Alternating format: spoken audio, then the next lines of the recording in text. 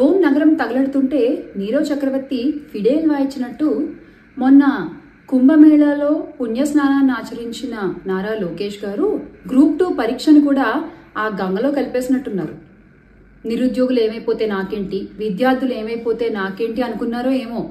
బాబుగారి పుత్రరత్నం ఆట విడుపులో ఉన్నారు.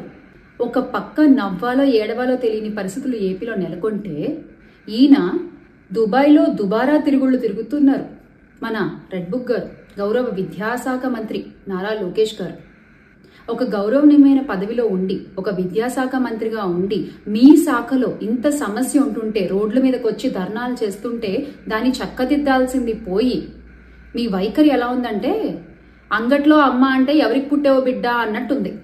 రోమ్ నగరం తగలడుతుంటే నీరవ్ చక్రవర్తి ఫిడేల్ వాయించినట్టు మొన్న కుంభమేళాలో పుణ్యస్నానాన్ని ఆచరించిన నారా లోకేష్ గారు గ్రూప్ 2 పరీక్షను కూడా ఆ గంగలో కలిపేసినట్టున్నారు.